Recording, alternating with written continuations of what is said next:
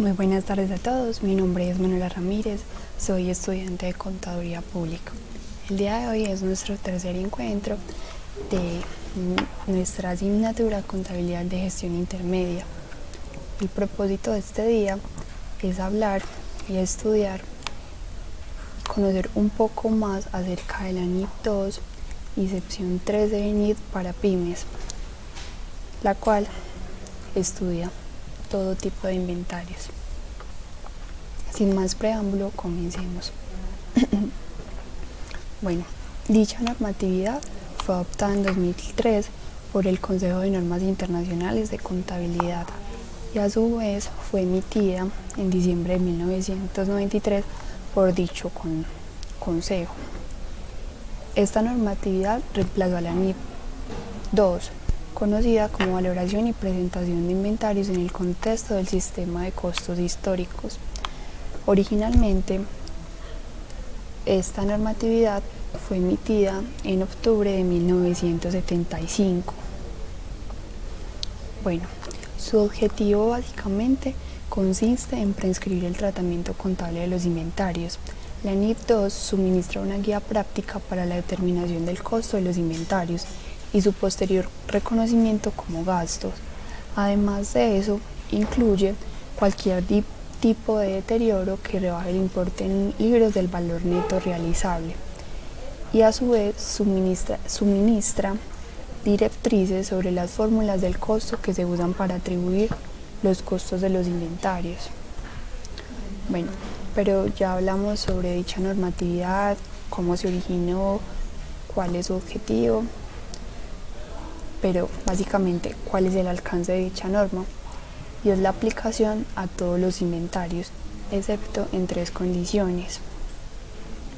En obras en curso resultante de contratos de construcción, incluyendo los contratos de servicios relacionados directamente. Este caso se encuentra evidenciado en la NIP 11, conocida como contratos de construcción. Como segunda excepción tenemos los instrumentos financieros, la cual se encuentra en la NIP 32 y a su vez en la NIP 39. Y por último están los activos biológicos, los cuales están relacionados con la actividad agrícola o productos agrícolas en el punto de cosecha o recolección. Para muchas empresas, estos tipos de activos pueden considerarse inventarios, pero al estar en el punto de cosecha o recolección tendrán un tratamiento distinto y se basarán en lo establecido en la NIC 41, conocida como agricultura. Bueno, ya entonces estudiamos cuál fue su introducción, cuáles fueron sus objetivos, cuál es su alcance, pero ¿qué es un inventario? Entonces, los inventarios son una parte esencial de muchas empresas, sobre todo si se empieza en una empresa de comercialización o industrialización de bienes. Sabemos que dentro de la división de las empresas u organizaciones hay una división que se conoce como según a la actividad que se dedica. Entonces sabemos que están las comerciales, las industriales y las de servicios. Aunque de acá se saque un poco las empresas de servicios, porque los productos que prestan son intangibles, muchas veces los inventarios pueden ser de gran ayuda en cuanto a la toma de decisiones. Bueno, si no sabíamos, los inventarios hacen parte de los activos corrientes de una organización. ¿Esto qué significa? Que normalmente los inventarios no pueden sobrepasar un periodo contable dentro de la empresa. Bueno, para ello hay un reconocimiento, la cual, para que sea reconocido como inventario dentro de los activos, debe cumplir 3 condiciones. La primera, que sea un recurso relevante y controlable. La segunda, que sea medido con fiabilidad. Y la tercera y última, que se espere obtener beneficios económicos futuros superiores al costo incurrido en el momento de la adquisición. Es muy importante filtrar los inventarios como mínimo una vez al año para que la entidad refleje la realidad económica de dicha partida. Debido a que se presentan muchos casos en que las empresas no tienen un seguimiento constante de dichos recursos y hacen que mediante sus estados financieros presenten una información errónea. Es decir, ¿a qué me refiero con esto? Muchas veces las empresas consideran que sus inventarios están bien, pero a veces por obsolescencia, daños o perjuicios sus inventarios no han salido, o simplemente porque ya el mercado no es activo. Entonces esto hace que sus inventarios reflejen la realidad que no sea, porque no se le da de baja o el suficiente tratamiento que debería darse. Bueno, en cuanto a la parte de los costos dentro de los inventarios incluyen tres situaciones. Los primeros se conocen como costos de compra, los segundos como costos de conversión o transformación, y por último otros costos incurridos para tener los inventarios en su localización y condición actual. Se necesita de estos tres costos para la total sumatoria de los costos incurridos en los inventarios. Como ya habíamos dicho, existen muchos tipos de inventario. Estos se conocen como inventario de materias primas, materiales, productos en proceso, productos terminados, productos residuos y materiales recuperados, mercancías y demás. Todo esto llega a un mismo lado y es nombrado dependiendo de la empresa. Sin dejar a un lado, como habíamos dicho antes, la importancia de los costos incurridos en empresas de servicios, que aunque su producto sea intangible, es muy importante para la toma de decisiones. Bueno, es muy importante la parametrización que nos da la NIP 2 y sección 13 para NIP en cuanto a la medición de los inventarios, la cual afirma que los inventarios se medirán al costo o al valor neto realizable según sea menor. Es decir, hay una comparación entre el costo y el valor neto realizable. El costo de los inventarios comprenderá, como dijimos, todos los derivados competentes a su adquisición y transformación, así como todos los costos en los que se haya incurrido para darle su condición y ubicación actual. Pasaremos a explicar cada uno de estos costos. Los costos de adquisición. Dichos costos, ¿de qué se conforman? Se conforman de el precio de venta, más aranceles de importación, más otros impuestos no recuperables, más el transporte de almacenamiento y otros costos directamente atribuibles. ¿Esto con qué propósito? Con tener un mejor cálculo en cuanto a los costos.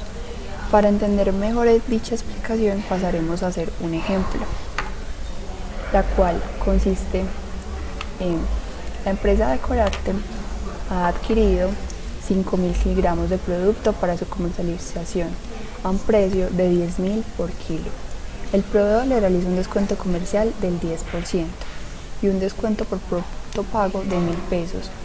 La empresa ha transportado el producto hasta sus almacenes teniendo un costo de transporte de 300 pesos. Como habíamos dicho anteriormente, el transporte de almacenamiento hace parte del costo de dicho inventario. Entonces, ¿cómo hacemos? La compra fue 50.000. ¿De dónde sacamos este valor? De multiplicar 5.000 kilogramos que compramos, que adquirimos, por 10 pesos. El descuento comercial. Otra cosa muy importante que nos da a entender la NIP es que siempre serán deducibles todo tipo de descuentos comerciales, rebajas o similares a este. Entonces, del descuento comercial le sacamos del 10% sus 50.000, que son 5.000 pesos, se lo restamos. A su vez, el descuento por producto pago, que este es condicionado, y bajo la NIP siempre vamos a tomar el descuento porque lo que se pretende es que la empresa tenga liquidez y pueda responder con dichos costos, más el transporte, que serán estos 300 pesitos. Entonces el costo total de dicho inventario será 50.000 menos 5.000 menos 1.000 pesos más 300 pesos, para un total de 44.300 pesos. Espero que así haya quedado un poco más claro la implementación de los costos de adquisición. Vamos a pasar al segundo tipo de costos, conocidos como costos de transformación. Dentro de estos tipos de costos, sabemos que la contabilidad de gestión hace una gran interferencia. Entonces acá hace parte, como su palabra lo dice, de su transformación. Entonces acá vamos a costear los materiales directos, la mano de obra directa y todos los costos indirectos de fabricación a los que se sometió el producto, ya sean variables o fijos. Y por último, los otros costos que se incurrieron para que el producto estuviera en buenas condiciones o mercancía, eso depende de la empresa como lo llamen. La norma dice que depende mucho del tipo de empresa. Existe un caso en el que, digamos, yo soy una empresa que hago camisetas y tengo unos clientes específicos. Dichos clientes me dicen que para esa camiseta le tengo que poner un logo con unas características parametrizadas. Ese logo o botón o lo que le queramos poner hará parte del costo. Entonces ahí es donde se refiere la NIF de meter los otros costos incurridos para tener los inventarios y su localización en condición actual. Bueno, les había hablado un poco acerca del proceso de distribución de los costos indirectos. Los costos indirectos fijos se basarán en la capacidad normal del trabajo de los medios de producción. Puede usarse el nivel real de producción siempre que se aproxime a la capacidad real. En cuanto a los costos indirectos, no son distribuidos, se reconocerán como gastos del periodo en que se han incurrido, y los costos indirectos variables se distribuirán a cada unidad de producción sobre la base del nivel real de uso de los medios de producción. Es decir, que a medida que hago una camiseta, un peso si es el costo, ese peso será descargado o distribuido a dicho inventario. En cuanto a los fijos, no depende. Digamos, el arriendo del local donde tú tienes los inventarios o la bodega, ese costo siempre será el mismo. Ya si usted necesita someterse a una bodega más grande, ya la cosa cambiaría, ¿cierto? Pero por el contrario sería lo mismo. Bueno, para dicho costos de transformación también tengo un ejercicio, y es que una empresa dedicada a la fabricación de sandalias en un determinado periodo se someten unos costos. Los materiales son 30.000, la mano de obra son 10.000, los costos indirectos de fabricación fijos son 6.000 y los costos indirectos de fabricación variable son 4.000, para un total de 50.000 pesos. Pero ya acá, en cuanto a la información que te dimos anteriormente, nos ponen a calcular el costo de producción del periodo, sabiendo que la capacidad de producción normal del periodo es de 25 unidades, en tanto que la producción real fue de 20 unidades. Entonces, como sabemos que el costo fijo unitario depende de la capacidad real, entonces cogimos los 6.000 pesos, que fueron lo que nos valen los costos indirectos de fabricación fijos, y lo dividimos por el costo unitario o por la capacidad normal, que son 25. Esto nos da un total de 240 por unidad. Pero la realidad fue que la empresa no hizo las 25 unidades que tiene como producción normal, sino que trabajó una capacidad real de 20 unidades. Entonces lo que hicimos fue multiplicar 20 por 240 y eso nos da un total de 4.800 por 20 unidades. A cada inventario se le carga un costo de 240 pesos. Entonces acá existe un costo de subactividad, es decir, un costo donde se ve la diferencia de las unidades que no se hicieron. Entonces el total eran 6.000, que dijimos que eran por las 25 unidades que se realizaban, menos los 4.800 para un total de 1.200 pesos. Estos 1.200 se llevan a un gasto. En cuanto al costo de producción del periodo, entonces tenemos que son los 30.000 de materiales, porque se supone que los materiales son un costo variable, porque depende de las unidades producidas. La mano de obra sigue siendo 10.000. En cuanto a los costos de fabricación fijos, ya cambia, ya no son 6.000 sino 4.800. Y finalmente los costos indirectos de fabricación variable son 4.000, para un total de costos de transformación para estas sandalias de 48.800. Entonces mira que ahí ya se está reflejando otra realidad de la empresa, porque mira que hay una partecita que ya no se está llevando como costo sino como gasto. Bueno,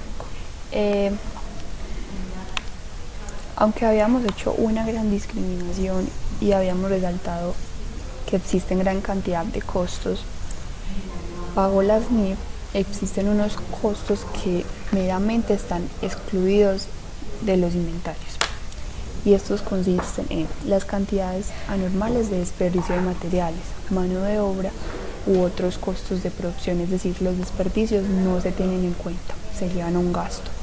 Los costos de almacenamiento, a menos que sean necesarios en el proceso productivo previo a un proceso de elaboración ulterior, es decir, digamos,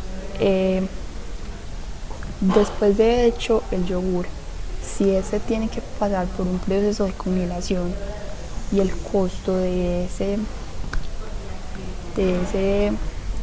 refrigerador o la energía que gasta no significa que haga parte del costo de eso. Eso se llevará como ya sea un gasto de venta o un gasto de administración. En cuanto a los costos indirectos de administración, si no han contribuido para la condición o ubicación actual del inventario, tampoco hace parte. Y por último, los costos de venta o comercialización, un aviso publicitario y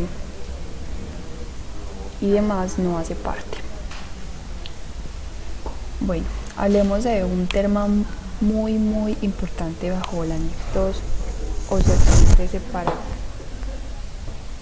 pymes, el cual define el valor neto realizable como el precio estimado de venta de un activo en el curso normal de la operación, menos los costos estimados para terminar su producción y los necesarios para llevar a cabo la venta. Entonces, la NIF es muy explícito al decir que se debe disminuir el valor de los inventarios hasta el valor neto realizable cuando los inventarios estén dañados u obsoletos, el precio de mercado haya caído. Eso ya lo habíamos hablado anteriormente, ¿cierto? Los costos estimados para la terminación o venta del inventario han aumentado o no se va a rebajar en las materias primas y suministros, siempre y cuando se espere que los productos terminados sean vendidos al costo o por encima del mismo.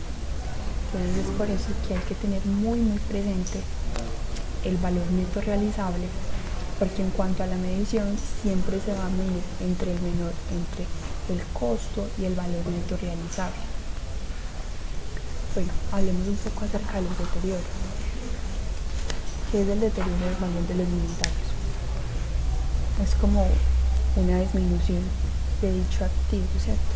Entonces se requiere que una entidad evalúe al fin de cada periodo sobre el que se informan los inventarios si están deteriorados, es decir, si el importe en libros no es totalmente recuperable, como ya habíamos dicho, por daños o obsolescencias o porque los precios en el mercado han caído. Entonces, en el caso de que un grupo de las partidas de inventario se haya deteriorado, se requiere que la entidad mida todo ese grupo de inventarios a su precio de venta menos los costos de terminación y venta, donde se reconozca la pérdida por deterioro del valor. En muchas situaciones el deterioro es consecutivo, es por esto que se requiere una revisión o un mayor control en cuanto a estos productos o bienes. Aunque cabe aclarar que también existe el caso donde se haga una evaluación al final de un periodo siguiente y ya no exista deterioro, es decir, que se requiere una reversión de dicho deterioro. Para entender un poco más acerca de el término deterioro y como tal la medición entre el menor costo y el valor neto realizado, vamos a hacer un ejemplo, el cual consiste en una partida de inventario medida al costo tiene un valor en libros de 300.000 al 31 de diciembre de 2017. Al analizar el mercado de dicha fecha, la entidad descubre que el precio de venta de la partida es 301.000. Entonces, la pregunta es, la entidad debe registrar la fecha lo siguiente. Entonces, ¿cómo se manejará eso? El valor en libros, como vimos, es 300.000, el precio de venta son 301.000. Como se dice en la norma, se debe hacer una medición comparando el menor entre el costo y el valor neto realizable, es decir, como un versus, yo lo llamaría un versus. El costo son 300.000 y el precio de venta son 209.000, el valor neto realizable. Dicho valor neto realizable, al hacer esa medida, vemos que el costo es mayor al valor neto realizable.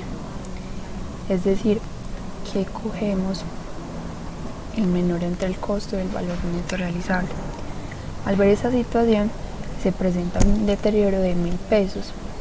En cuanto a la contabilización, llevamos un gasto por deterioro por 1.000 pesos contra inventario, una reducción de dicho inventario por 1.000 pesos. Esto hará que ya los inventarios no sean de 300.000 en libros, sino de 209.000 pesos. En el caso de que en enero de 2018 se presente una reversión de dicho gasto, digamos de 2.000 pesos, se puede acreditar dicho gasto llevándolo como una reversión del gasto por deterioro contra inventarios, aumentándolo en el débito por 2.000 pesos. Es decir, que en esa situación ya el inventario no quedaría en 209.000 sino en 301.000 en cuanto a libros y en costo. Teniendo presente que siempre se cogerá el menor entre el costo y el valor neto realizable. Bueno, finalmente la NIF nos dice cómo hacer el reconocimiento como un gasto en el periodo. Entonces dice que el importe de cualquier rebaja del valor hasta alcanzar el valor neto realizable, así como todas las demás pérdidas del inventario, serán dentro del periodo en que ocurra. Como vemos en el anterior caso, el deterioro ocurrió en el periodo 2017, en diciembre. Ese día se hizo el registro. Lo que vimos de enero ocurrió en enero. En ese periodo se consigna en los estados o en las cuentas. Y por último, el importe de cualquier reversión de la rebaja de valor que resulte de un incremento en el valor neto realizable, es decir, que haya subido su precio, se reconocerá como una reducción en el valor de los inventarios que haya sido reconocido como gasto en el periodo en que la recuperación tenga valor. Es por eso que en el caso del ejemplo de la reversión, dicha reversión ocurrió en el periodo de diciembre a enero. Esa reversión se registró en enero. Ya finalmente la norma nos hace una ejemplificación de cuál es la información a revelar en los estados financieros. Entonces decimos que son las políticas adoptadas por la empresa para la medición y reconocimiento de los inventarios. Todo eso debe quedar por escrito. El importe total en libros de los inventarios, el importe que llevan al valor neto realizable, el importe reconocido como un gasto durante el periodo, es decir, en el caso del deterioro, el importe de las rebajas, de las reversiones, las circunstancias y eventos que haya producido dicha reversión y el importe en libros de los inventarios ignorados en garantía. Sabemos que en cuanto a las NIF, la presentación de los estados financieros serán de una forma muy resumida, pero mediante las notas se dará dichas reversiones y se demostrará todo de manera muy detallada para que cualquier público, ya sea interno como externo, pueda entender la información y no considere que se aplica maquillaje de la información, porque estaría mostrando la verdadera realidad de la empresa. Bueno, entonces, como modo de conclusión, considero que es muy importante la implementación de dicha norma.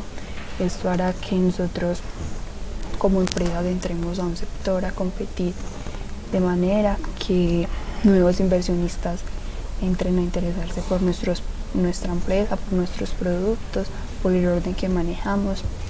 Considero que las empresas deberían adoptar dichas políticas, capacitar al personal para que todos puedan hablar el mismo idioma y no simplemente el departamento de contabilidad se pelee de esto, sino toda la empresa como tal. Esto permitirá, al principio considero que de pronto puede ser difícil para las empresas porque no están manejando bien sus inventarios, pero si se maneja un control adecuado y si de verdad hay un buen seguimiento en esta norma y en la práctica que esto generará muchos beneficios en cuanto económicos como financieros, en cuanto a las relaciones sociales dentro de la empresa, porque digamos el departamento de materias primas y demás podrá tener mayor contacto con el departamento de contabilidad, con el departamento de ventas. Entonces esto hará que todos hablen un mismo idioma y se pueda generar una mayor globalización.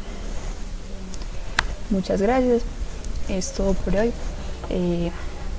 Espero que les haya quedado claro lo tratado el día de hoy.